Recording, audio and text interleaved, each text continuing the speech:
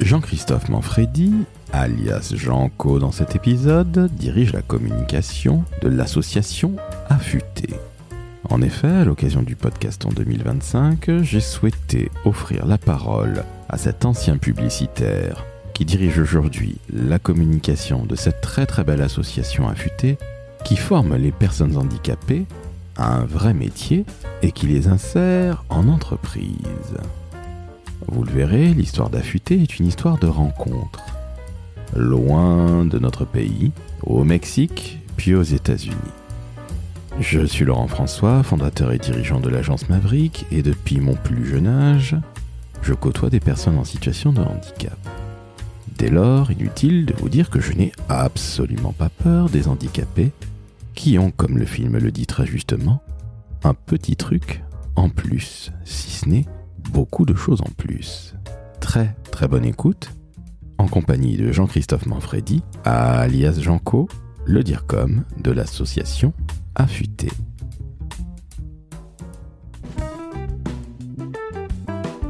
Le décodeur de la communication, un podcast de l'agence Maverick.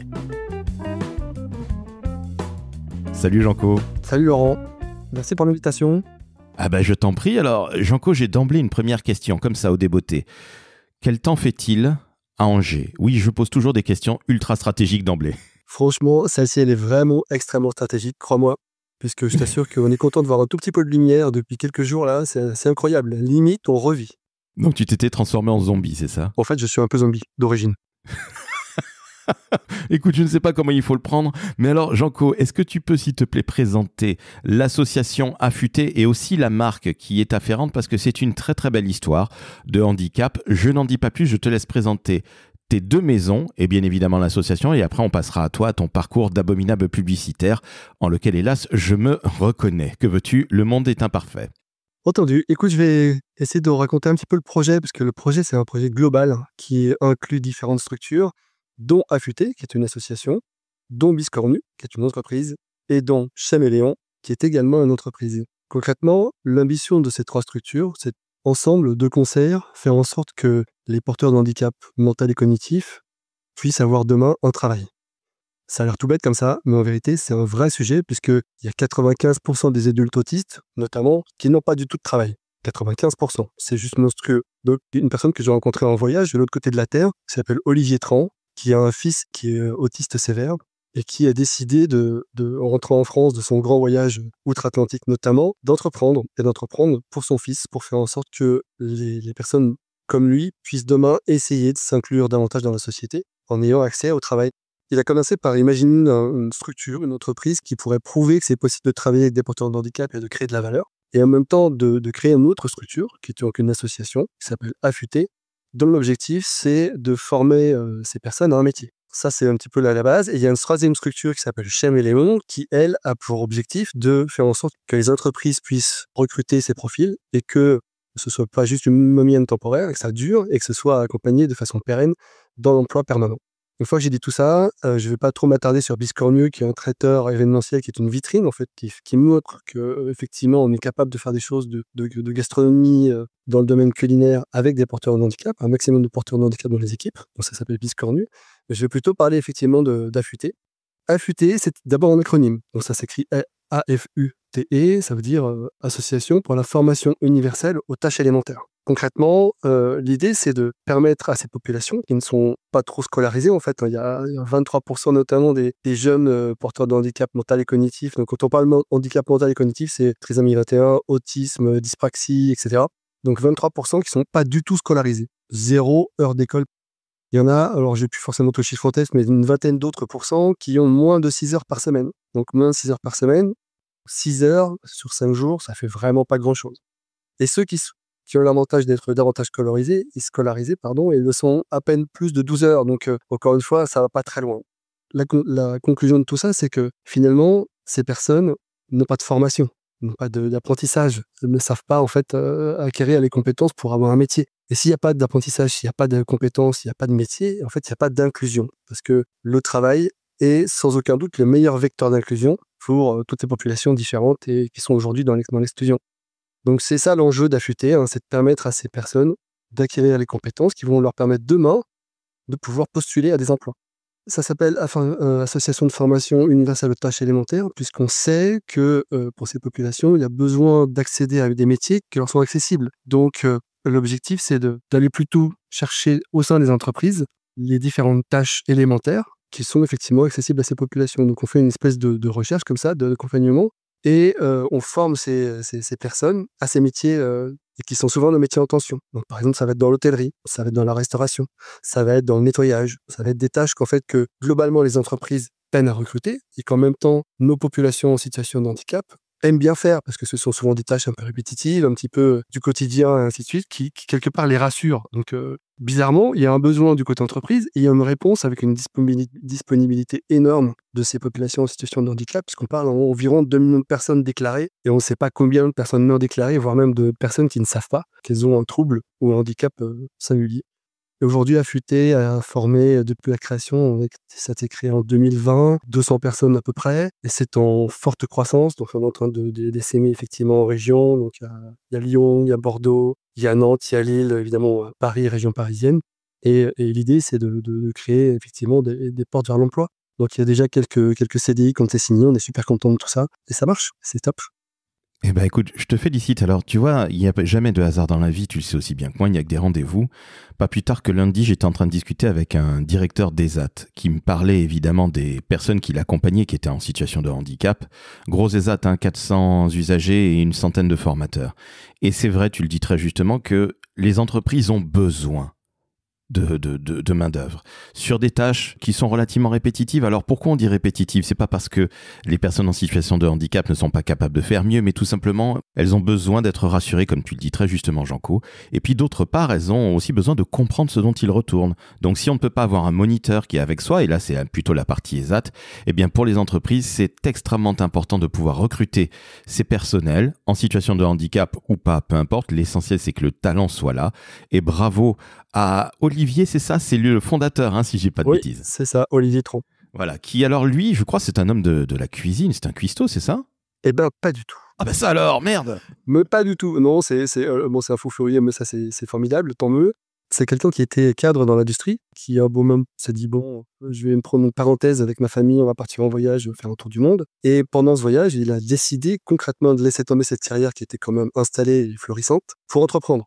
Et pour oser entreprendre dans le monde du handicap, ce qui n'est pas le plus simple non plus. Donc voilà, moi je suis assez admiratif de ça parce que non seulement c'est quelqu'un qui s'autorisait à partir en voyage au bout du monde avec fils aîné, autiste sévère. Quand on dit autiste sévère, c'est il ne sait pas parler, pas écrire, pas lire et s'exprime comme il peut avec un peu de rage, un peu de tout ça. Donc c'est pas facile de l'emmener aux quatre coins du monde, de changer en permanence de destination, de langue, d'environnement, de culture. Ça, c'est comme assez osé. Et ça, j'ai trouvé ça absolument génial. Et j'ai été frappé, moi, personnellement, par ce que pouvait faire son fils, parce qu'ils pouvaient faire tous ensemble, et par ce handicap qui est effectivement assez lourd. Et que lui, voilà, il était cadre dans l'industrie, il a tout lâché pour lancer tout ça. Et il s'est dit, la cuisine, la gastronomie, c'est mieux parce que c'est universel. Ça touche tout le monde.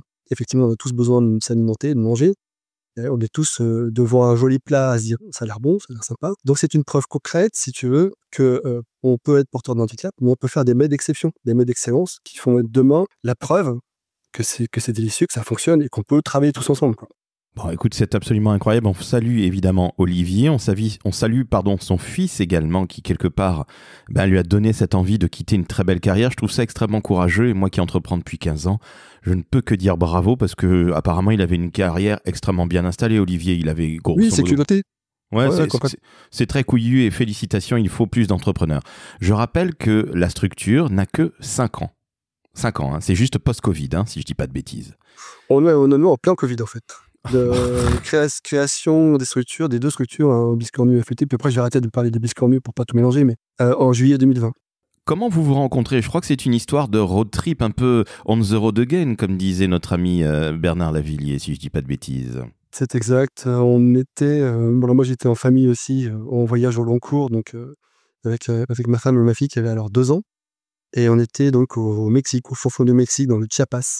Et on croise, en fait, on voit arriver au loin, sur le trottoir d'en face, une famille, 5 personnes, tous habillés en quechua. On se dit, tiens, des Français, ça loupe pas. Et on le voit tout de suite, si c'est des touristes ou pas, si c'est des voyageurs au long cours, on se reconnaît assez facilement. Et c'était évidemment des voyageurs au long cours. Et on s'est retrouvés, en fait, une demi-heure plus tard, tous au même endroit, au restaurant. Et c'est Alexandre, donc le fils aîné d'Olivier, porteur de handicap, qui est venu nous voir. Pas parce qu'il s'intéressait à nous, mais parce qu'il s'intéressait à nos assiettes. Complètement. Donc il est venu voir et puis avec peut-être un peu l'envie de picorer ou quoi, parce que pour lui en fait, quel est le problème? Il y a une assiette, j'ai faim. Bon voilà. Donc ça se présente un peu comme ça. Et c'est sa maman qui est venue et qui évidemment en français a interpellé Alexandre pour lui dire écoute Alexandre, non, tu gênes les gens. Et puis là évidemment qu'on a discuté. Donc on s'est rencontrés un peu comme ça au fond du Mexique, et puis on s'est revus un peu par hasard sur les routes nord-américaines du côté de Yellowstone. Et là, on a passé quelques jours, quelques semaines ensemble. On a eu le temps de discuter de nos carrières, de nos vies, etc. Lui, il avait donc envie, Olivier, d'entreprendre. Moi, j'avais envie du changement aussi. Donc, en rentrant tous les deux de nos voyages respectifs, donc juste avant le Covid, on s'est retrouvés enfermés 3 mois plus tard. Eh bien, on a commencé à discuter et puis à voir que ça matchait pas mal. Donc, depuis, on s'est pas lâché. Le monde du handicap, t'étais familier ou pas du tout? Pas du tout. Je ne connais pas du tout le monde du handicap. Je n'ai pas de proches ni de personnes que je connais qui sont concernées par le handicap. À part Olivier, donc, que j'ai vu en voyage. Vous vous retrouvez finalement à 2 périodes de vos vies assez charnières. Comment ça se passe au début? Parce que la maison a 5 ans. Ok, elle est tripartite. Il y a Affûté qui nous amène aujourd'hui pour le fameux podcaston. Mais très sincèrement, au début, vous vous dites putain, comment on va faire? Parce que finalement, l'associatif, c'est pas nécessairement votre boulot. On va évidemment parler de toi après. Mais vous vous retroussez les manches, vous vous dites rien n'est impossible, ou au contraire, vous vous dites bon, on verra ce qu'on fait, et puis advienne que pourra. Non, alors concrètement, Olivier a beaucoup réfléchi à son projet en amont. Il s'est posé beaucoup de questions. En fait, ce qu'il voulait absolument faire, c'était essayer de valoriser le plus possible le talent caché des porteurs de handicap mental et cognitif. Donc, au début, il s'est posé des questions. Est-ce que, par exemple, on pourrait valoriser l'urine pour l'engrais, etc. Bon, alors, l'urine, on a vu mieux pour valoriser, on est bien d'accord. Il s'est posé aussi des questions. Est-ce qu'on pouvait pas éventuellement récupérer des cheveux pour faire... tu vois, pour l'isolation, des habitations, et ainsi de suite. Et puis, de fil en aiguille, il en est venu à se dire ce que je disais tout à l'heure, c'est-à-dire, en fait, c'est à travers la gastronomie d'abord qu'on peut mobiliser tout le monde, que c'est à parler à tout le monde. Donc, c'était très important ce premier point-là. Et dans le même temps, la naissance de l'association, elle s'est faite parce qu'il était clair qu'il y avait un vrai problème pour maximiser, si tu veux, l'inclusion de ces profils. Et la seule façon de le faire, de notre point de vue, de son point de vue d'abord, mais en discutant, je ne peux que adhérer à cette vision, c'est de le faire à travers la formation, puisqu'il n'y en a pas en amont. Donc il faut prendre ça en main et se dire, tous les trous dans la raquette, on va essayer de les combler de ce point de vue-là. Donc on va créer une structure. C'est une association parce que c'est plus facile de montrer patte blanche dans ces conditions-là. Si tu crées une structure de formation qui est une entreprise, tu dois gagner de l'argent. Si tu veux gagner de l'argent, tu dois vendre des choses. Si tu dois vendre des choses, t'es un petit peu louche, tu vois, dans le monde du handicap. On te regarde avec les yeux un peu de travers, genre, qu'est-ce que tu me veux? J'ai bien assez d'emmerde avec mon quotidien, enfin, tu vois. Donc, la dimension associative, elle enlève ça un petit peu. Elle dit, nous, en fait, on n'est pas là pour faire des millions. Je peux te dire que c'est pas le cas. Voilà. On n'est pas là pour faire des millions, on est là pour former. Peut-être un jour, si on y arrive vraiment, des millions de personnes, ce serait formidable, on ne serait que très heureux. Et point à la ligne. Donc, c'est comme ça qu'est née vraiment la dimension associative pour Affûté. Comment se passent les formations? Parce que tu l'as dit très justement, Janco, les personnes en situation de handicap ont un très fort taux de chômage, et tu me l'as malheureusement rappelé en début de conversation, il y en a finalement fort peu qui vont à l'école. Ne serait-ce que ça. Le b.a.-ba n'y est pas. Comment ça se passe les formations très concrètement? Parce que si on ne vous connaît pas, on ne sait pas que vous existez. Merci, bonne soirée Laurent. C'est vraiment une réflexion très intelligente que je viens de dire. Mais c'est très juste. Et après on va parler évidemment de toute la communication puisque c'est notre métier évidemment. Mais très sincèrement, comment est-ce que ça se passe tout ça? Parce que finalement, je te la fais très courte, Janco, vous sauvez des vies, ni plus ni moins. Ouais, en tout cas, on essaie de changer des destins. Donc oui, tout à fait. Écoute, les formations, en fait, elles sont conçues de la façon qui nous semblait la plus pertinente possible, et notamment, là, je vais parler au nom d'Olivier, voilà. C'est très important parce que c'est lui qui est vraiment à l'initiative de cette construction, j'ai envie de dire, et qui s'est basé sur le handicap de son fils qui est sévère. Hein, c'est très important. C'est parce que finalement, c'est le petit dénominateur commun. Si on arrive à former ces profils-là, alors ceux qui sont moins sévères, on ne peut que les former davantage et les emmener, si tu veux, vers l'emploi. Donc, une fois ce constat établi, l'idée, c'est d'avoir une approche suffisamment innovante pour qu'il se passe quelque chose de nouveau, pour que concrètement, on arrive à de la transformation humaine durable. Et donc, pour faire ça, il y a différentes choses qui ont été mises en place. D'abord, il y a une méthode qui s'appelle les futées. Donc, affûter, les futées, ainsi de suite, tu comprends un petit peu le propos. C'est quoi une futée? C'est une fiche universelle de tâches élémentaires. En gros, c'est un enchaînement de dessins, de schémas, qui s'affranchissent de mots, donc il n'y a aucun besoin de savoir lire, pour expliquer une tâche. Exemple, comment s'habiller avant de rentrer en cuisine. Donc, il y a des petits dessins qui montrent, tu prends ta veste, tu la mets sur ton dos, tu boutonnes, et ça paraît tout con comme ça, mais en fait, ces petits dessins-là sont suffisants pour faire en sorte que n'importe quel profil, même un peu sévère si tu veux, puisse comprendre ce qu'on lui demande de faire et avoir cet enchaînement méthodique dont ils ont vraiment besoin, si tu veux, pour accompagner leur quotidien, quoi. Donc ça, c'est une première chose. C'est une méthode qui est en fait toute bête, mais ça marche, quoi. Tu vois, il y a quelque chose d'assez universel comme ça. Le deuxième pendant, c'est que finalement, c'est les entreprises qui forment les jeunes. C'est pas nous. C'est-à-dire qu'on a évidemment des modules de formation en interne, c'est pas ce que je suis en train de dire, mais les formations en vol pro qu'on a créées, qui sont des formations de 420 heures sur un an, sont des formations professionnelles. Et pour qu'elles soient professionnelles, le premier point, c'est qu'elles se passent directement en entreprise. Ce qu'on appelle, nous, en milieu ordinaire. L'idée derrière ça, c'est de faire en sorte que ce soit les professionnels de ces entreprises qui forment directement les jeunes en situation de handicap. Évidemment, c'est encadré par affûté. C'est-à-dire qu'on a des gens qui sont là pour veiller au grain, pour que tout se passe convenablement. Mais concrètement, les entreprises acceptent de prendre les jeunes en formation chez elles, au sein de leurs équipes. Dans les équipes directement, il y a ces formations qui sont dispensées. Et en fin de parcours, eh bien, on fait un point, on fait un bilan tous ensemble et on se dit où est-ce qu'on va? Est-ce qu'on on a réussi à faire la formation? Est-ce que éventuellement ça vous intéresse d'imaginer une embauche ou pas? Si oui, enfin, tu vois, il y a une discussion par la suite. Donc ce point d'innovation est vraiment fort, c'est-à-dire que c'est pas nous qui formons chez nous pour ces formations-là. Ces formations sont faites directement en entreprise. Ça, c'est très important parce que finalement, par rapport à ce que peut faire, tu vois, un ESAT ou quoi, c'est formidable ce qui est fait, bien sûr, mais notre parti pris, il est différent. C'est de se dire, on a de l'habitude de mettre le handicap, tu vois, sous cloche, pas de le cacher, mais presque un peu quand même, de créer des endroits, des environnements de travail qui sont à part. Nous, on fait le pari inverse de se dire, si on veut vraiment créer de l'inclusion, elle ne peut pas se faire autrement qu'au milieu de nous tous. La différence, on est tous différents en fait les uns les autres, hein. Moi, j'ai mes propres tocs, hein. Quand je pars de chez moi, j'ai besoin de fermer la porte 3 fois avant de m'assurer qu'elle soit bien fermée. Enfin, tu vois, ça commence là, peut-être, j'en sais rien. Mais donc, c'est très important cette notion de se dire, c'est au milieu de nous tous que l'inclusion peut se faire. Donc, c'est au sein de l'entreprise, en milieu ordinaire, que la formation doit exister. De cette façon, le monde du handicap comprend mieux ce qu'est le monde de l'entreprise et l'entreprise elle-même comprend mieux ce qu'est le monde du handicap. Il y a un mariage qui s'opère.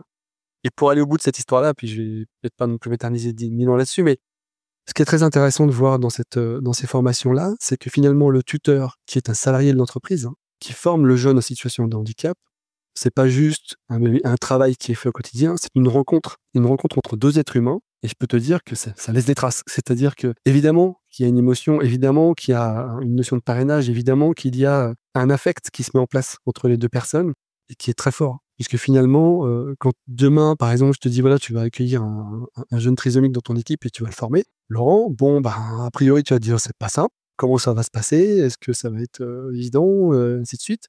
Et puis, au fur et à mesure, en fait, ce qui se passe, c'est que tu crées un lien avec lui. Et tu te rends compte que il est vachement reconnaissant de ce que tu lui apprends. Enfin, tu vois, c'est une aventure humaine. C'est super fort. Donc, tout le monde est gagnant, sur tous les tableaux. Alors, justement, merci de souligner que, comme tu le disais très justement, je reprends ton expression, le handicap laisse des traces, mais au bon sens du terme. Il y a une quinzaine d'années, tu sais, peu après que la loi de 2005 de feu Monsieur Chirac ait été promulguée, toutes les entreprises, tu sais, se sont mises à faire de la communication handicap. J'en ai bien profité, tu en as peut-être profité dans ta carrière. Je fais un magnifique teasing sur quand tu vas nous parler de toi, bien évidemment. Mais très sincèrement, les entreprises s'y sont mises. Évidemment, on tape au portefeuille des entreprises. Si tu n'as pas 6% de travailleurs en situation de handicap, tu vas payer une certaine somme à la GFIP en fonction du nombre de collaboratrices et collaborateurs que tu as. Mais encore une fois, la rencontre, elle est formidable. Moi, je l'ai faite quand j'étais enfant, parce que ma tante travaillait dans un hôpital de jour, donc tous les enfants en situation de handicap, je les connais bien, moteurs ou cérébraux. Tu vois, le trisomique ne me fait pas peur. L'autisme, j'en connais également aussi. Bref, moi j'ai l'habitude de ça. Mais il y a plein de gens d'entreprises dans le fameux milieu ordinaire qui n'ont pas l'habitude de ça. Et ma question, Janco, c'est, tu me dis que ce sont des rencontres, évidemment, parce qu'il y a le fameux petit truc en plus. On va dire un petit coucou à Artus, pardon. Évidemment, tu as vu qu'il monte sa fondation, Artus. C'est malin, ça devient un vrai business. Je dis bravo. Mais très fort. Oui, il est très très fort et plutôt sympathique. Je l'ai vu, tu sais, à la place de la République où il y avait un rassemblement, c'était quand? C'était en février dernier. On est allé se peler le cul, il pleuvait, et pour un petit peu, entre guillemets, manifester contre le peu d'avancée de la loi de 2005. Mais bref, j'en reste là. Mais j'en reviens à cette rencontre. Comment les clients qui forment tes apprenants, comment ils le prennent? Ils sont finalement heureux de faire une bonne action, ou à l'inverse, ils se disent non, c'est professionnel, on n'est pas uniquement là pour aider, on est là pour embaucher, ce qui veut dire que, on considère que ces personnes en situation de handicap sont tout à fait comme les autres. Alors c'est un chemin, c'est concrètement un chemin, c'est-à-dire qu'effectivement, il y a une forme d'évangélisation à travers tout ça. Tu l'as dit très justement, il y a une peur en fait par rapport au handicap, parce qu'il y a une méconnaissance mutuelle. Le handicap a peur de l'entreprise et l'entreprise a peur du handicap. Donc il y a plusieurs niveaux pour essayer de répondre à ta question. Je pense qu'il y a le niveau tuteur, entre guillemets, c'est-à-dire la personne qui est vraiment au contact du porteur de handicap au quotidien, qui va l'accompagner dans sa formation. Et puis il y a la posture de l'entreprise. Alors c'est pas forcément la même chose. Donc pour le tuteur, évidemment que c'est une aventure humaine, c'est une rencontre, c'est une transformation personnelle. C'est-à-dire que tu ressors pas de la même façon que tu es rentré au tout début de la formation et à la fin. Tu n'es pas la même personne. Les gens sont très fiers, en fait. Ils nous disent ce qu'ils ont fait, c'est formidable. Ils sont très fiers de leur apprenant et ainsi de suite. Donc ça, c'est vraiment super positif.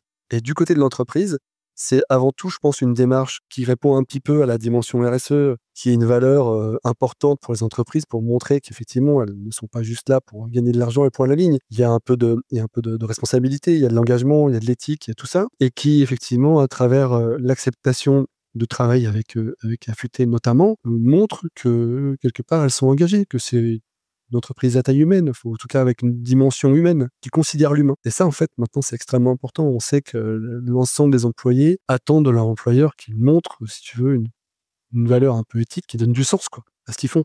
Et pas simplement venir bosser pour venir bosser, qu'il y ait quelque chose, quelque part, qui soit un peu positif.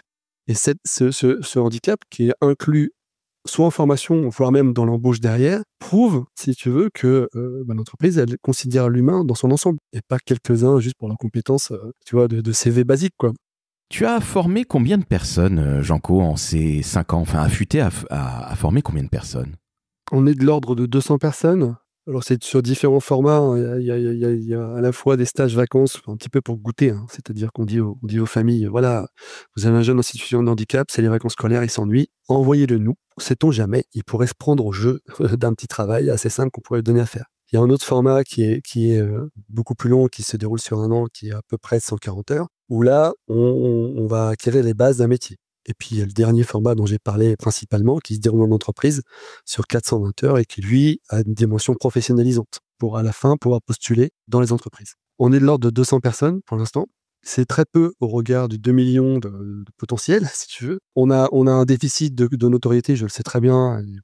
On y travaille, bien sûr. Donc, c'est à la fois très peu et en même temps beaucoup, puisque on essuie les plâtres. C'est-à-dire qu'il n'y a personne avant nous qui a fait exactement ce qu'on fait. Donc, on se prend un peu les pieds dans le tapis, on doit ouvrir des portes qui n'étaient jusque-là pas du tout ouvertes, tu vois, discuter à la fois avec l'État, avec le milieu social, avec les entreprises, avec les familles. Enfin, c'est assez complexe en réalité. Donc, c'est à la fois peu et en même temps, on voit bien qu'on est sur une dimension, tu vois, on est en train de monter les barreaux de l'échelle concrètement. C'est-à-dire qu'au début, c'était très peu, on était de l'ordre de 10, tu vois, sur 1 an. Donc, voilà.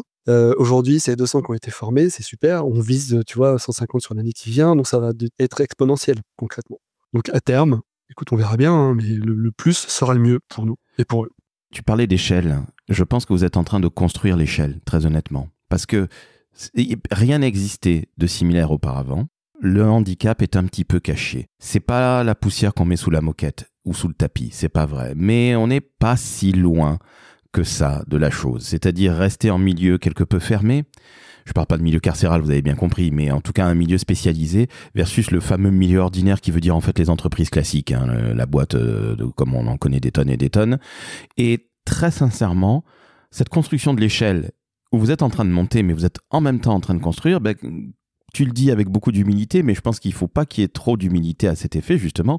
Avoir formé 200 personnes, en former quasiment autant en 2025, comme tu le dis, ça va être exponentiel et je pense que d'ici 2-3 ans, vous serez à 3-4 000 personnes de formées.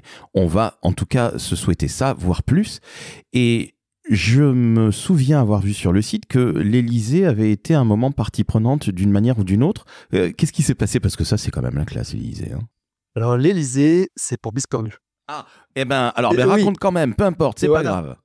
Oui, alors bon, pour revenir sur Biscornu, donc c'est un traiteur événementiel gastronomique, donc effectivement, qui prouve, si tu veux, à travers l'art culinaire, qu'il est possible d'entreprendre avec des porteurs de handicap et d'être compétitif, et en même temps de montrer les talents qui sont cachés derrière.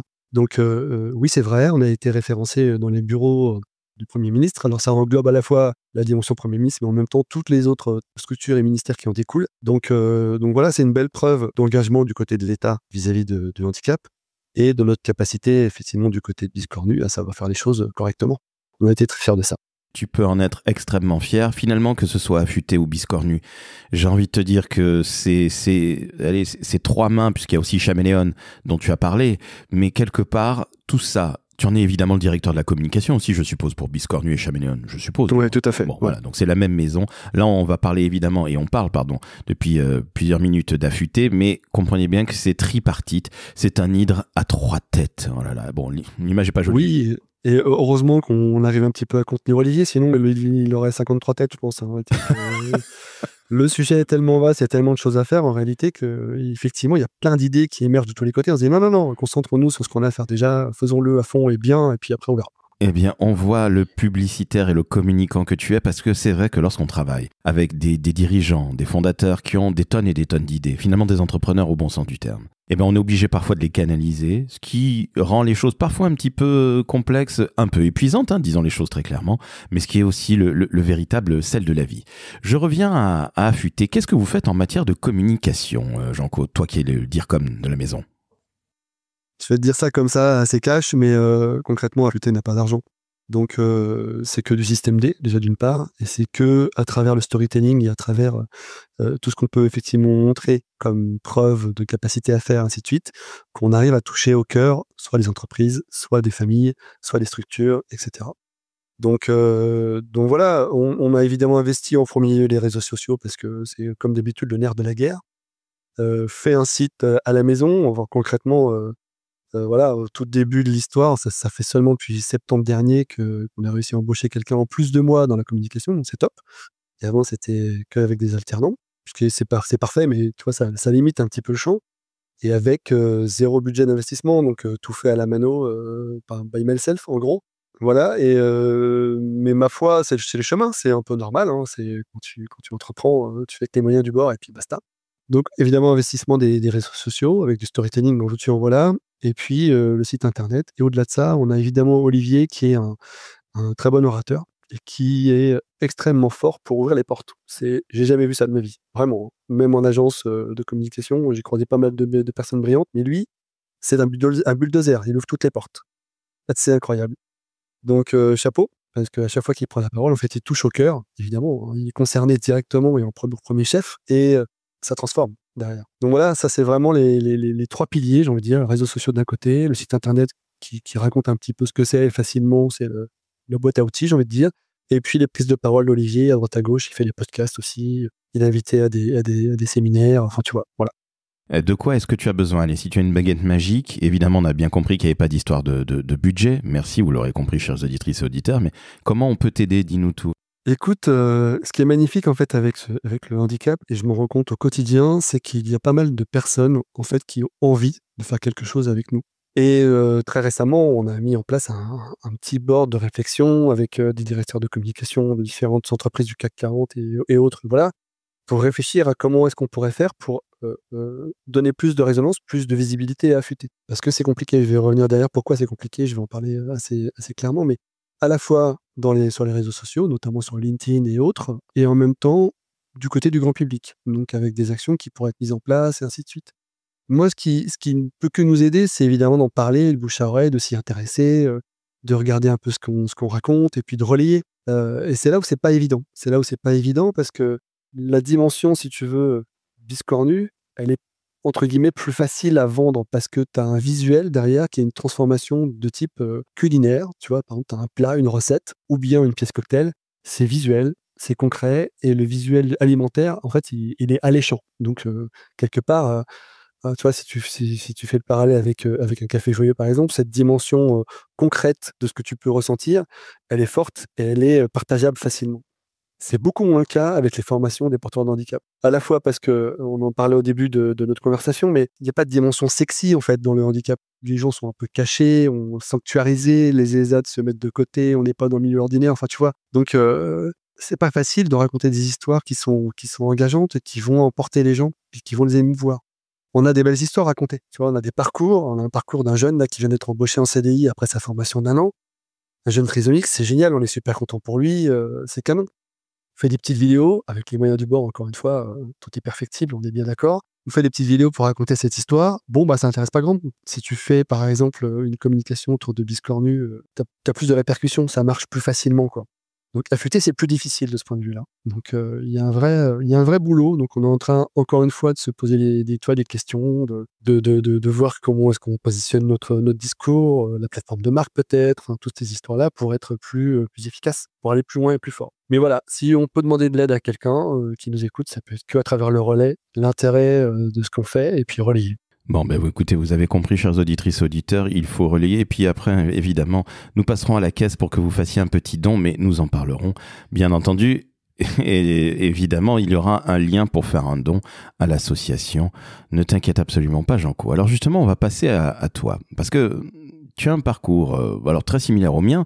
Toi, tu étais du côté créatif. Moi, j'ai toujours été du côté newbies. Donc, tu sais, les types qui enfoncent des portes. Donc, quand tu me dis qu'Olivier est un excellent serrurier, eh bien, je dis bravo. Il faut ces hommes et ces femmes-là qui pètent les portes et qui ne les ouvrent pas. Mais alors, peux-tu nous parler, toi? Parce que finalement, tu tombes dans le web, tu travailles dans de très, très belles agences. Allez, je vais en citer 2, TBWA et Dentsu. Bref, je te laisse raconter un petit peu ton parcours parce que finalement, tu es un créatif, tout simplement. Et c'est magnifique comme métier d'agence de pub. Bravo. Écoute, merci. Je savais pas quoi dire d'autre, donc voilà, on peut résumer ça comme ça. Non, moi j'ai pas le bac. Ben oui, j'étais un cancre à l'école, je trouvais pas trop ma place, je passais mon temps à m'amuser, voilà, à faire le pitre, ce qui plaisait pas trop aux profs. Donc j'ai même été viré de l'académie de Versailles, si tu veux savoir. Aujourd'hui, je pense qu'il faut tuer un prof pour se faire virer, mais voilà, comme j'ai 53 ans, à l'époque, il suffisait de faire une rédaction un petit peu salée et ça plaisait pas. Ça suffisait à se faire virer. Bref, donc j'ai pas le bac, donc je suis arrivé, je pense que je pouvais pas faire autre chose qu'un métier un peu créatif, un peu bizarre, un peu trublion, quoi, un truc particulier dans une agence de com. Je vois pas trop ce que j'aurais pu faire d'autre que ça, quoi. Donc, j'ai eu la chance de rentrer un jour dans une boîte, un type qui m'a dit: «Écoute, tu n'as pas de diplôme, tu n'as pas de compétences particulières, voilà, des disquettes, tu vas me les formater, puis on discutera plus tard». J'ai commencé comme ça, voilà. Comme quoi tout est possible, hein. Et en fait, dans cette boîte-là, il y avait un type qui était infographiste et je dis: «Ça a l'air sympa ce qu'il fait». Donc je me suis formé, matin, midi et soir sur mesure, creuse, sur Photoshop, sur 3D Studio et trucs comme ça. Et de fil en aiguille, j'ai fini par rentrer dans une boîte qui faisait des CD-ROM. Oh, ça alors, oh mon Dieu. Alors, on a perdu tous les jeunes. Bah, je sais bien, alors CD-ROM, c'est un truc bizarre, une espèce de galette qu'on mettait dans un appareil pour lire des fichiers interactifs. Un truc incroyable. Voilà. Oh, c'est beau comme tu viens de le dire, on dirait un fichier administratif de l'État. Bravo. Merci. Écoute, je vais peut-être faire une nouvelle reconversion plus tard, on verra bien. Et donc le CD-ROM, ce qui était frappant, c'est que moi je m'intéressais pas mal aux nouvelles techno et trucs comme ça, on en reparlera peut-être plus tard, mais et j'avais déjà entendu parler d'Internet en 93, 14 et ainsi de suite, quoi. Et j'avais un patron donc d'agence qui créait des CD-ROM, qui répondait aux clients, des clients genre Disneyland et compagnie, à qui il disait: «Non, nous on fait pas de site internet, ça marchera jamais». Et j'étais juste pas d'accord en fait avec cette analyse. Donc j'ai cherché à rentrer dans une agence web et c'est ce qui s'est passé en 1997. C'était en noir et blanc à l'époque, hein, les gars. En 1997, je suis rentré comme graphiste dans une agence qui s'appelait Pictoris Interactive et dans laquelle je suis resté 5 ans. Et là où c'était assez épatant, en fait, c'est que on était, mais je crois que tu vas avoir un discours un peu similaire, mais on était, je pense, une espèce de bande de mercenaires. On est tous d'horizons très différents. Certains étaient diplômés, d'autres pas du tout. Des gens bizarres. Et en fait, tous ensemble, on était en train de construire un nouveau truc qu'on appelait Internet. C'était le web. Et c'est un genre de délire où tout était presque possible. La seule limite que moi j'ai connue, c'était une limite de type technologique. C'est-à-dire que on pouvait pas tout se permettre non plus. Il y avait pas trop de vidéos, c'était trop lourd. Enfin bon, des trucs comme ça. Mais par contre, il y avait un phénomène nouveau, c'était l'interactivité. Et on s'est éclaté. Vraiment, on s'est éclaté. Donc, en l'espace de 3 ans, j'étais propulsé directeur de création. Donc, tu vois, un truc improbable. Attends, Jean-Co, t'as quel âge quand t'es dire créa? Tu dois avoir même pas 25 balais? Non, que je te dise pas de bêtises parce que je sais pas compter, mais j'ai 29 ans, un truc comme ça. Ouais, d'accord, moins de 30 balais, d'accord. Donc félicitations. Donc tu arrives, pas de diplôme, tu vas dans une agence web après que tu aies eu un patron quand même qui était très très très visionnaire hein, sur Internet. Ça peut arriver. Il y a aussi des gens qui disent que l'intelligence artificielle ne marchera jamais. Bon, à mon avis, ce sont aussi des platistes. Mais trêve de plaisanterie, donc 29 balais, tu deviens directeur de création. Et après, qu'est-ce qui se passe? Parce que le web, c'est formidable. On a vécu les mêmes choses, toi et moi, puisqu'on on a le même âge. Qu'est-ce qui se passe après? Parce que tu passes aussi un cran, on va pas non plus se mentir. Tu arrives chez TBWA. Là, il s'est passé quelques années, mais là, tu rentres vraiment dans la cour des très, très grands de la pub. Ouais, en fait, ce qui s'est passé, c'est que j'avais conscience, si tu veux, que quand on répondait à des appels d'offres dans les agences web primitives, j'ai envie de dire, en fait, on se posait pas trop de questions sur mais en fait, pourquoi on fait ça comme ci? Pourquoi est-ce qu'on délivre un message? Et si oui, c'est lequel?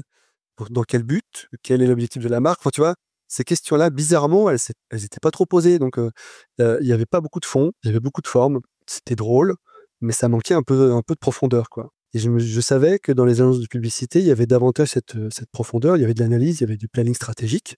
On n'avait pas du tout en agence web, hein. Et je trouvais ça plutôt intéressant, voire passionnant. Donc, je me suis retrouvé pas longtemps, genre 3-4 mois en freelance. J'ai été pris en freelance par Marion Convalusier, qui était à l'époque à la tête de TBWA Interactive, donc à côté de TB Paris. Et puis, elle m'a dit, en fait, viens bosser à la maison. Voilà, TBWA Interactive, il y avait 2 personnes, hein, les autres avaient été mis de côté. Et elle m'a dit, écoute, on va faire un travail ensemble, c'est qu'on va essayer de travailler avec TBWA Paris, qui était à l'époque en direction de création, c'était Eric Verbruggen, qui est quand même quelque chose de particulier. C'est une pointure, si tu veux, voilà, que tu connais hein, sans doute. Oui, absolument. Absolument. Il y avait aussi Arthur Sadoun, qui est aujourd'hui à la tête de Publicis. Il y avait Valérie Hénaf au planning strat, enfin, tu vois, du lourd, quoi. Et l'idée, c'était de créer des ponts pour faire en sorte d'alimenter TBWA Interactive à travers le carnet, si tu veux, de clients incroyables de TBWA Paris, et notamment aussi leur exigence créative qui était extrêmement forte et vachement visible à l'époque, quoi. Et en fait, je suis resté 2 ans et demi chez TBWA. J'étais 2 ans et demi, j'ai été rincé à la fin des 2 ans et demi, clairement. Mais je me suis éclaté à tous les niveaux. C'est-à-dire que l'exigence créative était là, mais d'un autre côté, dès que tu avais une idée, on te disait, bah vas-y, fonce, on y va. Donc, tu avais les moyens pour faire les choses d'une part. Et puis, j'ai embauché à tour de bras. Je suis sorti de là-bas. J'avais 20 personnes dans l'équipe créa, si tu veux. Et puis, on avait créé des ponts aussi comme prévu avec TBWA Paris. Aujourd'hui, Interactive est intégré directement dans TBWA Paris. Et j'ai même envie de te dire qu'il n'y a plus de débat aujourd'hui. C'est vrai que c'est très intéressant ce que tu racontes là. Alors encore une fois, c'est pour les plus jeunes qui nous écoutent. Le début des années 2000, la fin des années 90, début des années 2000, quand finalement Jean-Co et moi, on se met à travailler. Moi, j'ai commencé en 99 chez Publicis par le plus grand des hasards.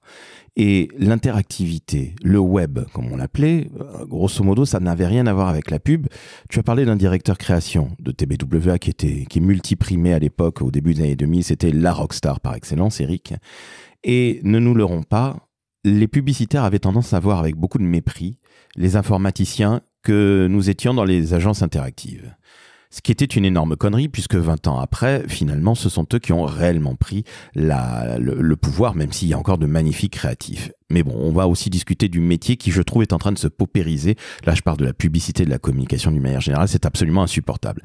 Mais comprenez bien, chers auditrices et auditeurs, vous qui avez 20 balais, ou un petit peu plus, qui êtes un peu plus jeune, nettement plus jeune, surtout que Jean-Co, parce que moi, je suis né en 4... Je te remercie de le souligner. Mais je t'en prie, monsieur, je suis né en 92 et non pas en 12. Oui, c'est ça. Et voilà, en te remerciant. Mais trêve de plaisanterie, comprenez que tout ce qui était digital, comme on le dit aujourd'hui, était totalement méprisé. Il n'y avait pas d'idée, ce n'était que de la forme. On avait des animations flash au début et tout le monde passait sur le skip intro, rappelle-toi Jean-Co. Hein, et puis quand on présentait en Newbies les fameuses les sites internet qu'on faisait, on montait l'anime flash pour que ça en mette plein la vue. Et puis les clients nous disaient oui c'est très sympa mais on mettra skip intro. Bon, je vous la fais courte, c'était ça. C'était un autre monde, mais c'était un monde de pionniers. C'était sensationnel, on riait. On gagnait pas mal de thunes. Il y avait, encore une fois, de quoi faire et on n'avait jamais peur du chômage. Je dis des bêtises ou pas, Jean-Claude? Non, t'as raison, c'est complètement juste. Avec un truc en plus, c'est que finalement, comme on était un peu les parents pauvres de la communication, parce qu'on n'avait pas de budget, tout ce que tu pouvais faire, c'était que du système D quasiment. Bah, ça a généré une particularité que je trouve vraiment très intéressante et que j'ai conservé tout au long de ma vie après derrière, c'est de l'audace. C'est-à-dire que t'as envie de faire un truc, et ben en fait, qu'est-ce qui t'en empêche en réalité, à part toi-même? Bon, évidemment, si t'as pas de matériel, pas de choses pour les faire, c'est plus compliqué. Néanmoins, on a produit des trucs incroyables avec rien du tout, des bouts de ficelle et ainsi de suite. Et t'as raison, Eric Verbruggen, c'était effectivement la rockstar du côté créa publicitaire mondial. C'est-à-dire qu'ils avaient des prix en veux-tu en voilà, et c'était affiché partout dans les locaux. Enfin, c'était un délire. Moi, j'ai une anecdote qui m'avait frappé parce que moi, je venais d'un petit milieu un peu rigolo, de bande de rigolos qui faisaient du web. On sait pas trop comment, mais c'était super. Et j'avais été convoqué dans son bureau, qui était en haut des escaliers, dans une tour de verre, tu vois.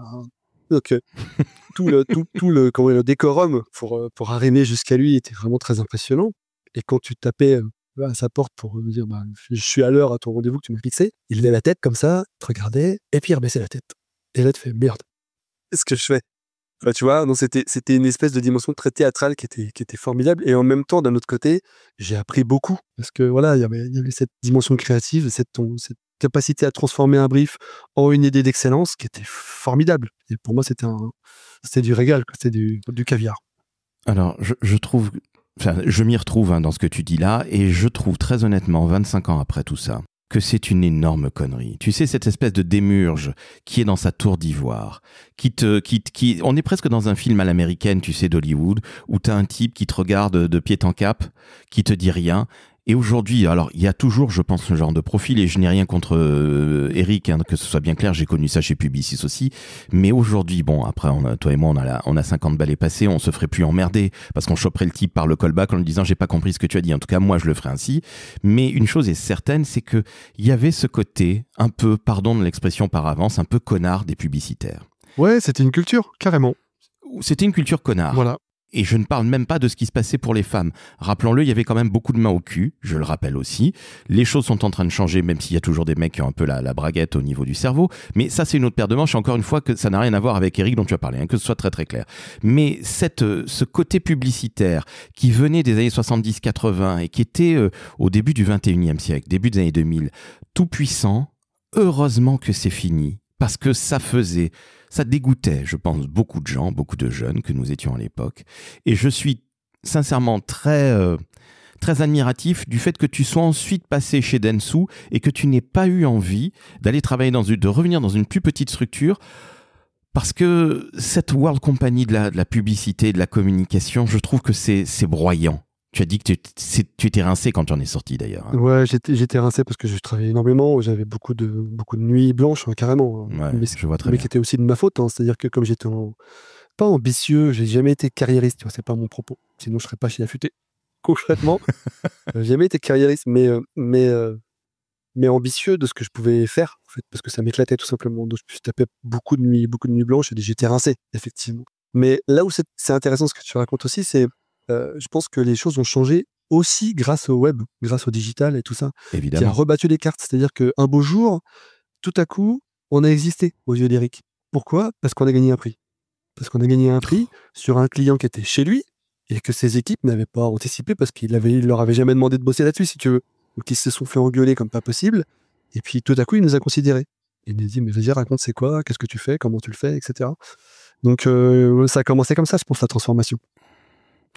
Alors, écoute, c'est très bien.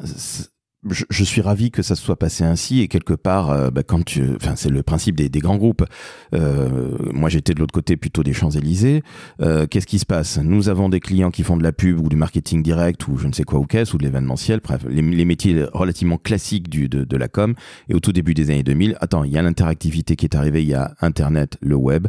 Il va falloir développer ça et je trouve ça tout à fait normal. C'est le développement d'une entreprise classique dans la communication. Et le jour où tu prends un prix, c'est là qu'on commence à avoir un peu de respect pour toi. C'est très bien, mais quelle connerie. L'ouverture d'esprit, c'est quelque chose de fondamental dans la vie. Alors tu le prouves, depuis 5 ans que tu diriges la communication d'Affûté, entre autres. Mais sincèrement, quel état d'esprit de connard. encore une fois, je suis désolé, mais ces gens-là, j'espère, n'existent plus aujourd'hui. Et encore une fois, j'ai rien contre Eric, parce que s'il nous entend, je suis pas en train de lui tirer à boulet rouge dessus. En plus, je ne sais pas quel âge il a aujourd'hui, il doit avoir peut-être 70 piges, ce monsieur. Mais sincèrement, ouvrez vos esprits, ouvrez vos chakras. Les métiers de la communication sont très, très, très multiples. Donc, il n'y a pas un métier qui est mieux que l'autre. Soyons bien clairs. Et regardez, dans les années 2000, on méprisait tout ce qui était digital. Mon Dieu, encore des hommes clairvoyants, n'est-ce pas? Bref, grande clairvoyance. On va pas revenir sur Dentsu. Tu y es resté 7 années et demie, si je dis pas de bêtises, ou 7 ans, c'est ça? 7 ans, ouais, je suis resté 7 ans chez Dentsu comme directeur de la création. Enfin, c'est un peu particulier, Dentsu, c'est un groupe qui se construit en acquisition. Donc, ils achètent des sociétés et puis après, ils essaient de les marier les unes aux autres. Voilà, donc ça bouge en permanence. Hein. Chez Dentsu, j'ai changé, genre, je sais plus, 5 fois d'employeur dans le même groupe. Tu vois, donc c'est étonnant, sans que je le souhaite. Hein. C'est fait comme ça, quoi. Comme directeur de créa, et avec une particularité qui était dans les grandes structures comme ça, en fait, si tu n'es pas un minimum politique, c'est-à-dire si tu fais pas en sorte de créer du réseau au sein de l'entreprise, eh bien, ton futur est plus compliqué. Voilà. Donc le mien s'est complexifié petit à petit, et ça ne m'allait bien, en fait. J'avais pas spécialement envie de déjeuner avec une personne que j'estimais être complètement débile ou conne, enfin, pardon pour ces termes, mais voilà, donc tant pis, et puis il advienne ce que pourra, et c'est passé ce qui devait se passer. J'ai fini par sortir de la structure. Un beau jour, on m'a dit merci, c'était super, au revoir, et voilà. Est-ce que tu as posé la seule question qu'il faille dans ce cas-là? Est-ce que tu as posé la question combien? Non, c'est eux qui m'ont dit directement, parce qu'ils étaient pas propres, en fait, hein. Ils ont bien compris que ce qu'ils faisaient, c'était pas terrible. Ils avaient rien à me reprocher, d'une part, et puis ils savaient que si je voulais, je pouvais être un peu agressif. C'est pas mon genre, mais voilà, je pouvais l'être éventuellement, donc c'est eux qui ont dit directement combien. Bon, félicitations, c'est bizarre, ça me rappelle quelque chose. Et bien évidemment, c'est pour dépassionner le débat qu'on te dit d'emblée combien tu vas avoir, ton chèque que tu vas pouvoir déposer. J'ai bien connu ça, et je me souviens quelques mois après avoir pris un peu de participation de Publicis, c'était formidable. Bon, c'était il y a presque 25 ans, donc tout ça me fait bien rire, mais tu as connu ça quelques années après. Tiens, j'ai une question, Janco, toi qui es un créatif, formé sur le tas, ce qui est à mon avis la meilleure école qui soit pour la création publicitaire et de la communication. Qu'est-ce que tu penses de la communication d'aujourd'hui? Je trouve qu'elle est d'une putain de pauvreté qui me déprime de plus en plus, c'est abominable. Qu'est-ce que tu en penses, toi? Peut-être que tu seras moins rude que moi, mais moi je trouve que on voit plus les vraies belles campagnes qu'on voyait auparavant. Alors non, c'est vrai. Tu sais, en tant que créatif, pendant des années, mon meilleur client, c'était la poubelle. Mais c'est vrai, c'est-à-dire que 90% de ce qu'on produisait comme idée, ça partait à la benne. Et bizarrement, les meilleures idées, elles étaient systématiquement bâchées. Et c'est triste parce que, en fait, ce dont tu te rends compte, c'est que les personnes qui étaient en face de toi, rares sont celles qui vont être capables de se dire, attends, là, en fait, ta campagne, celle que tu me proposes, quel que soit le support, celle que tu me proposes, elle est super couillue, pour reprendre tes mots de tout à l'heure. Mais est-ce que moi, je suis suffisamment couillu pour en fait l'acheter? Et ça, c'est ça le propos. Et je crois, hein, de mon point de vue, hein, pour avoir vu pas mal de fois des gens en fait se dégonfler, se dire c'est super, on va faire ça, et puis finalement, au bout du compte, ils le font pas parce qu'ils ont peur que si ça ne marche pas, les centaines de milliers d'euros qu'ils ont mis dedans, ça leur retombe dessus, quoi, clairement. Et je pense que ça, c'est sans doute un premier vecteur d'appauvrissement finalement de la culture publicitaire, communicante et ainsi de suite. Et il y a d'autres facteurs qui sont des facteurs plus pragmatiques, et les outils de statistiques et compagnie qui vont te dire, en fait, ton logo, il faut le mettre en haut à droite. Parce que s'il n'est pas en haut à droite, on a constaté qu'il y avait moins d'interactions, moins de clics, moins d'échanges, moins de je sais pas quoi. Et qui vont finalement normer les choses. C'est ce qui est en train de se passer avec l'IA, on y reviendra peut-être tout à l'heure, mais ça norme complètement, ça lisse tout ça. Petit à petit, je sais pas si tu vois par exemple les affiches de cinéma, mais quand tu es sur une thématique de cinéma, tu prends des affiches, eh bien, elles se ressemblent énormément, c'est hallucinant. Il y a une espèce de mise en forme collective qui veut que finalement, rien qui dépasse. Donc tu dois identifier tout de suite de quoi tu parles, quel est le sujet, et ainsi de suite, ce qui fait que tout ça, c'est lissé, quoi. Donc malheureusement, c'est à travers les choses un petit peu plus accidentées, j'ai envie de dire, à travers les choses plus piquantes, qu'on va avoir de la créativité et des moments qui vont nous embarquer davantage. Voilà, aujourd'hui, c'est vrai que c'est plus pauvre qu'avant. Je suis d'accord avec toi. Même s'il y a beaucoup plus de support, c'est appauvri. Ouais. Est-ce que tu ne crois pas que finalement notre métier et même la vie n'est faite que de courage?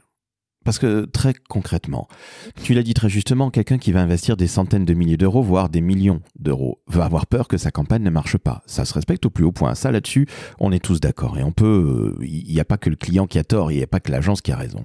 Mais ce courage doit permettre quand même, à un moment, de faire en sorte que lorsqu'on travaille avec une agence, l'agence produit un travail qui fait en sorte que l'entreprise qui est notre client ne ressemble pas à son collègue d'en face ou d'à côté. Et c'est quand même le b.a.-ba, c'est quand même assez basique, se démarquer. Comment se fait-il ? Alors tu l'as expliqué un petit peu, l'IA, les outils magnifiques en ligne comme Canva, etc. Tu parlais des affiches de cinéma qui sont en train de, quelque part, de se normaliser elles aussi. Mais sincèrement, t'imagines un gamin qui a 20 ans, qui est comme toi, qui n'a pas nécessairement le bac et qui se forme. Aujourd'hui, est-ce qu'il aurait du talent réel ? Créativement parlant, je pense que la réponse, elle est assez limpide. Il y a peu de chance. Écoute, moi je suis un peu plus optimiste que ça. Je pense que rien n'est impossible en fait.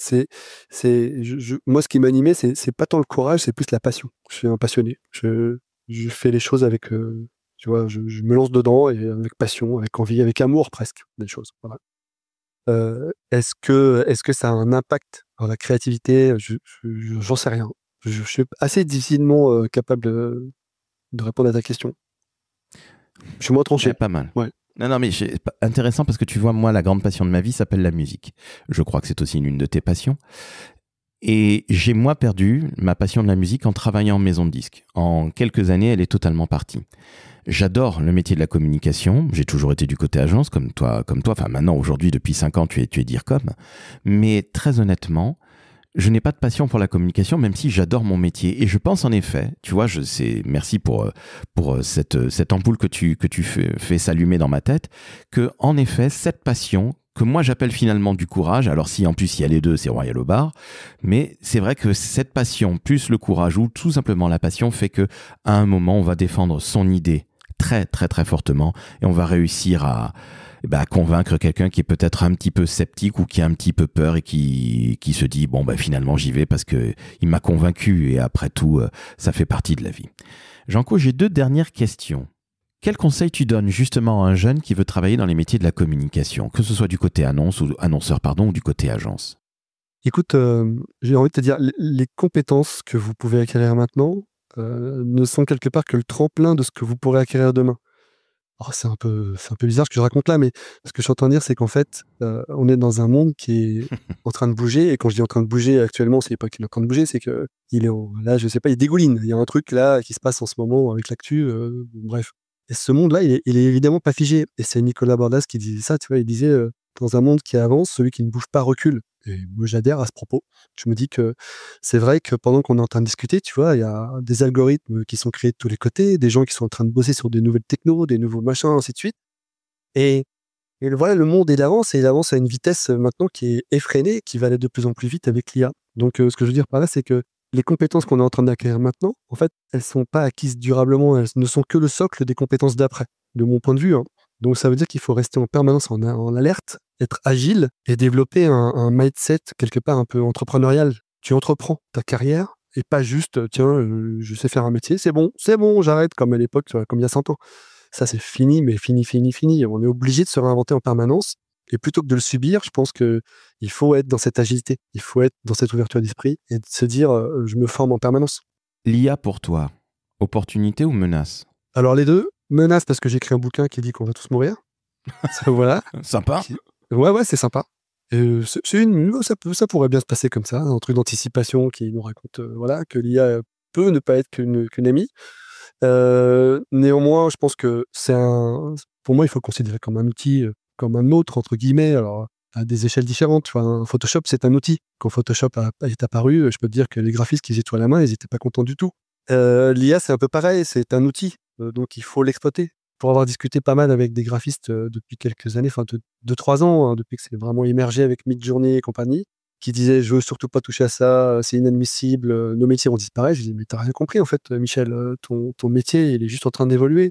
Si tu veux pas jouer avec l'IA, c'est toi qui vas disparaître, c'est pas ton métier en gros. Donc tu dois jouer avec. Je pense qu'il n'y a pas le choix, les nouvelles techno arrivent Il faut absolument s'y intéresser, maîtriser, en tout cas, jouer fortement avec l'intelligence artificielle, mais aussi s'intéresser à toutes les nouvelles technos qui sont là et qui vont être là demain.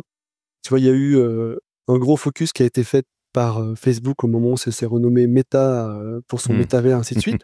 Ça a fait un flop. Bon, mais je pense que de mon point de vue, c'est un flop temporaire. C'est-à-dire que c'était pas mûr, il n'y avait pas les technos qui suffisaient, il n'y avait pas ce qui était universellement mis en place pour que tout le monde puisse se mettre dans les univers virtuels. À mon avis, ça va revenir comme un retour de bâton dans quelques temps, quelques années, parce que l'IA va le permettre beaucoup plus fortement, par exemple. Donc il faut jouer avec, il n'y a pas le choix.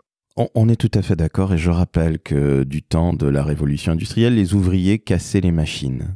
Ah oui, Le train faisait peur. Le train faisait peur, les machines faisaient peur. Aujourd'hui, tu l'as dit très justement, est-ce que les photocompositeurs étaient heureux de voir arriver Photoshop? La réponse est non, sauf que tous les photocompositeurs sont devenus des graphistes, ils ont appris Photoshop, la PAO comme on dit.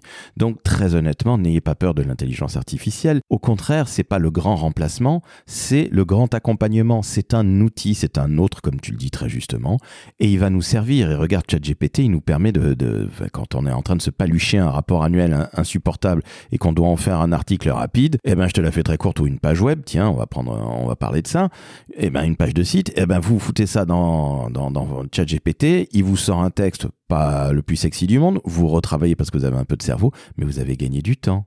Ma crainte là-dessus, c'est juste que il faut quand même être critique, c'est-à-dire qu'il suffit pas de dire à ChatGPT fais-moi une page, fais-moi un article, fais-moi une brochure ou invente-moi une campagne de publicité. Il va le faire, hein. Il va répondre à un truc basique et ça suffira certainement pas. Donc l'attitude un peu suffisante que ça peut générer, ça c'est le piège dans lequel il faut surtout pas tomber. Il faut être critique, absolument.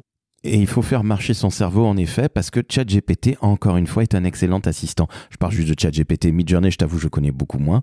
Mais très honnêtement, l'intelligence artificielle est un accompagnant. Allez-y. Donc, mais par contre, comme le dit Janco très justement, il faut réfléchir parce qu'il faut avoir la critique de ce qui a été écrit. Et puis, est-ce que tout ça est vrai? Eh oui. Est-ce que tout ce qui est écrit est juste et vrai? Donc, il faut avoir un cerveau. Donc, il ne faut pas foncer uniquement comme un bourrin. En vous remerciant. J'ai une dernière question pour toi. Et c'est vraiment de très très loin la plus difficile. Janco, depuis 5 ans que tu es passé dans le monde du handicap et que tu es DIRCOM, que tu es de l'autre côté, qu'est-ce que tu kiffes le plus dans ton métier? Écoute, là, la particularité depuis 5 ans, c'est que je touche absolument à tous les maillons de la communication, de A à Z. À la fois dans leur conception, dans leur imagination. Je travaille sur le positionnement de la marque, sur le logo, sur le nom, sur la stratégie de communication, mais pas que, les éléments marketing aussi. Enfin, donc c'est extrêmement vaste. Donc ça me plaît pas mal parce que finalement, l'ennui n'existe pas. C'est impossible. Je ne peux pas m'ennuyer dans cette dynamique-là.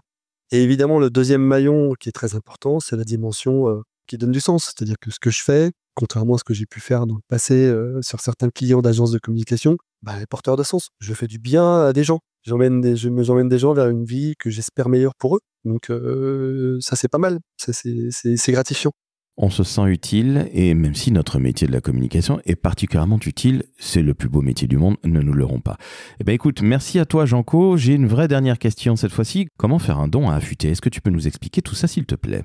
On va sur www.affûté.fr, donc affûté, AFUTE.fr, et en haut à droite, il y a faire un don. Donc on clique sur le lien et tout est marqué. Alors on peut faire un don si on est une entreprise ou si on est un particulier? Oui, absolument. Avec le système de défiscalisation qui va bien, etc., puisque c'est une association. Voilà, donc allez-y. Je crois que la défiscalisation, pour ceux qui aiment ça, c'est 66% si je ne dis pas de bêtises, c'est ça? Écoute, de mémoire, oui, parce que je t'avoue que j'ai pas appris ça par cœur, mais oui. Voilà, donc quand vous donnez 100, vous ne payez réellement que 34. Donc ce que vous faites, vous donnez 100 000 et non pas 100. Comme ça, vous ferez une très très belle action. Et encore une fois, merci à toi Janco, c'était absolument passionnant. Tu reviens évidemment quand tu veux dans le décodeur de la communication, peut-être pour parler communication au sens le plus large et publicité, marketing et tout ce que tu veux et tout ce qui finit en ing et qui m'agace. Mais trêve de plaisanterie, c'était absolument passionnant. Et puis, un big up à Madame Agnès de Ribé qui nous a permis de nous rencontrer virtuellement. Où est-ce que tu as rencontré Agnès? Chez TBWA ou c'est autre chose? Non, via Affûté. Via Affûté, en fait, elle s'est prise d'amour pour ce projet et je la remercie très chaleureusement et vivement. Je parlais tout à l'heure d'un board de travail, elle fait partie évidemment de ce board-là. Donc c'est comme ça, c'est via Affûté, via Olivier aussi. Eh ben écoute, alors je ne le savais absolument pas, elle s'était bien gardée de me le dire, la bougresse. Eh bien on salue évidemment Agnès. Et vous mettez 5 étoiles sur Apple Podcast, 5 étoiles sur Spotify. Vous faites un don à Affûté de 100 000 € et trêve de plaisanterie. Soutenez évidemment le monde du handicap au travers d'Affûté. Sachez-le, on en connaît tous quelqu'un qui est en situation de handicap. Et un jour, peut-être, nous le deviendrons toutes et tous. Donc, c'est pas une honte. C'est pas à mettre uniquement dans un milieu protégé. Ce n'est pas non plus à mettre dans une pièce où on voit pas trop les personnes en situation de handicap parce qu'on apprend énormément. Et si vous saviez tout le côté humain que l'on retrouve, c'est absolument sensationnel, Et tu l'as dit, les tuteurs des entreprises avec lesquelles tu travailles, eh bien, font des très, très belles rencontres de leur vie qui les changent ad vitam. Donc, encore une fois, merci à toi, Janco. Tu as été un magnifique ambassadeur d'Affûté. Merci, Laurent. Et de Chaméléon. Et rappelle le dernier. Biscornu. Évidemment, et on salue évidemment Agnès de Ribet et Olivier Tran, qui semblerait-il est un homme qui bouillonne d'idées, ça fait du bien. C'est certain. Merci beaucoup, Laurent. Au revoir. Ciao, ciao.